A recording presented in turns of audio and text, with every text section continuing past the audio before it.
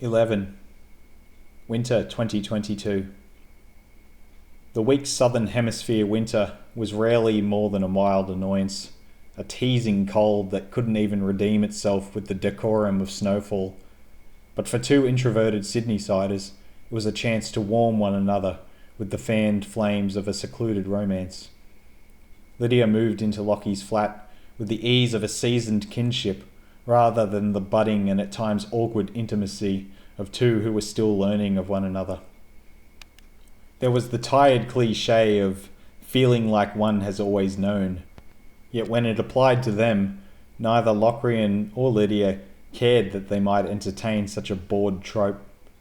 For them it was anything but, just as a weed cares not for where its seed falls, rather revelling in the delight of living at all. She presented a complex of paradise to him. He dared to see an oasis, not because Lydia was very much different to any other Australian woman in her 30s, but rather that he desired nothing more than to fill a hole in his soul, a yearning above all else to be loved without condition. Meanwhile, she saw him as a prism of light casting a spectrum of colour, where she could fill any gaps with her own primary tones. One complemented the other, and no one would stop the ascent of two birds aloft in a double helix. Like the fog of the morning gone by midday, they moved beyond those first flirtations into an exciting new phase that shone with the promise of a warm day, where clouds that might have threatened rain were instead seen as harmonic to the pristine world they'd built around one another. Above all, it was a delight to enjoy the company of another that Locrian cherished the most. In stark contrast to the previous winter, where the residents of New South Wales had been placed under lockdown due to the pandemic, he was now able to wander the streets, lungs full, upon the backdrop of his new love. Even his decidedly dull office job was refreshing, and colleagues noticed the change in his usually reserved demeanour. Back home, he loved to watch Lydia, fawn over the intricacies that made up her whole, the way she'd rest a pointed finger upon the page of the book she read, the squint in her eyes when she brushed her teeth, the smell of her hair, or the shape of her legs when she napped on rainy afternoons. He could only pray that he offered her the same joy, yet when she opened up to him, he knew he had to be doing something right, that maybe this was a payoff for the exhausting task of trying to be a functional human being. But no, she couldn't be a commodity. This was one of the Fae who'd revealed herself to him, and he had to treat it like the treasured gift it was. I grew up in the suburbs, she spoke softly beneath the covers. There was this giant tree in the backyard, a camphor laurel, that had these beautiful waxy green leaves. You'd run your thumb over the surface and it was smooth as silk, and when they fell dead in the autumn, they'd turn red, then brown, then shrivel into these skitter-scatter scraps that crushed so easily in your palm. The sound they'd make when the southerly buster blew, I'd hear them outside and know I was safe, because it was out there and I was in here, in my home. It was such a shock when my dad told me that it was a weed, this tree. How could something so beautiful, that meant so much to me, how could that possibly be a weed? Not a native, Dad said, and that can damage other plants trying to grow. Why do we say that about weeds? They thrive wherever they grow, even in cracks of concrete or the mortar of bricks. They destroy whatever pretty little flowers they can find. Isn't that just natural selection? Survival of the fittest? Anyway, I didn't care. It held me in its pull. Trunk thick and roots running deep. It could have destroyed me. I wouldn't have cared. She, too big to move, held to the ground under her enormous weight, and me, this little satellite orbiting, too small to get away. That's how I saw it anyway. We moved away when Mum and Dad split up, and I went to live with Dad while Mum was barely around. After that, I didn't think too much of that tree.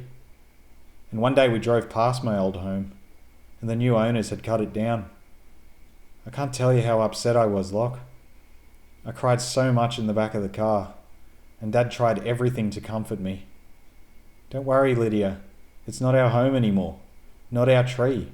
They can do what they want with their backyard. But it didn't matter. He couldn't give me what I wanted. He could speak those words, tell me it would be okay, but he could never give me my tree. Isn't that strange? Locrian just listened, watched the movement of her mouth, the tears filling her eyes, feel the heat of her breath on his face. Stupid, really, she said, getting so upset over a tree. No, I understand. Please don't cry. And he held her in his arms and watched the rain glide down the windows above the bedhead. When the weekends rolled around, they'd sleep late, rising in the mid-morning to relish the lack of plan, for neither of them liked to plot out an entire day, preferring to drift where the day took them, often wandering the streets of Newtown or Glebe until their feet ached and coffee called. You keep checking your phone. Sorry, Lyd, it's just... Your dad or your sister? They miss you. When are you going to see them? Soon, he lied, just finding it hard to get moving. Their wandering had taken them the length of Newtown, and they had circled back past a mural of the Aboriginal flag below a typographic artwork of a Martin Luther King quote.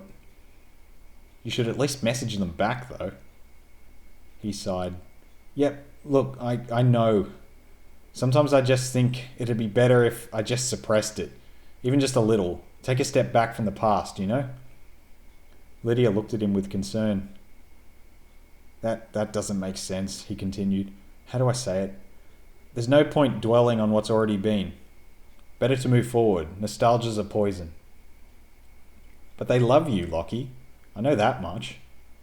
They should still be a part of your present. You'd regret looking back one day and thinking you could have made more of an effort. I guess they're just a reminder I don't care to look at. The future could be anything.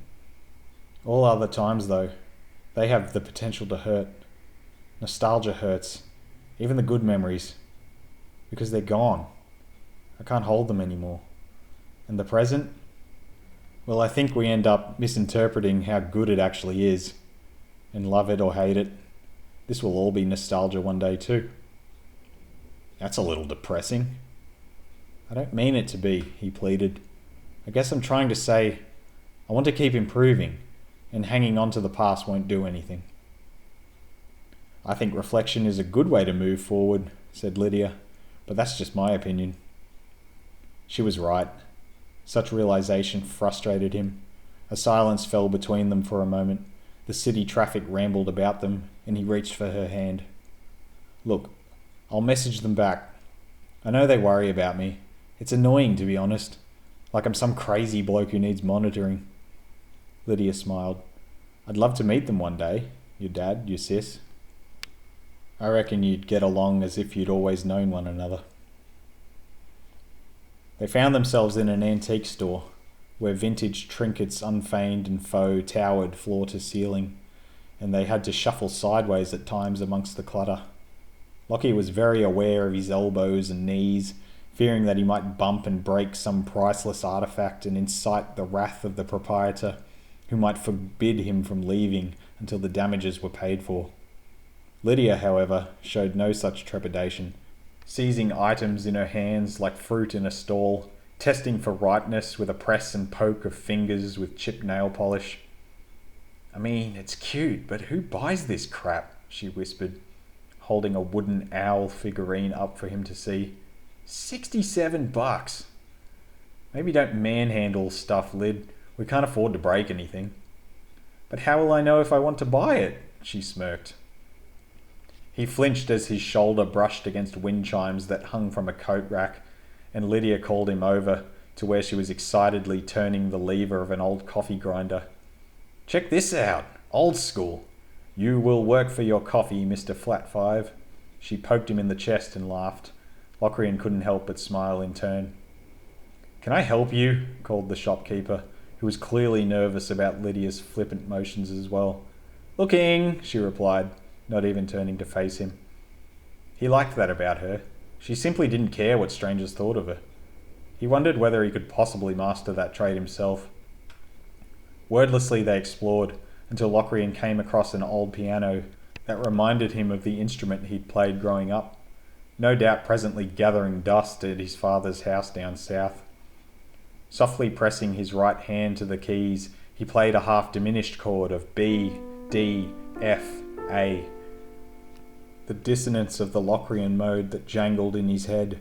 Why did he always gravitate to a sound so lacking in harmony?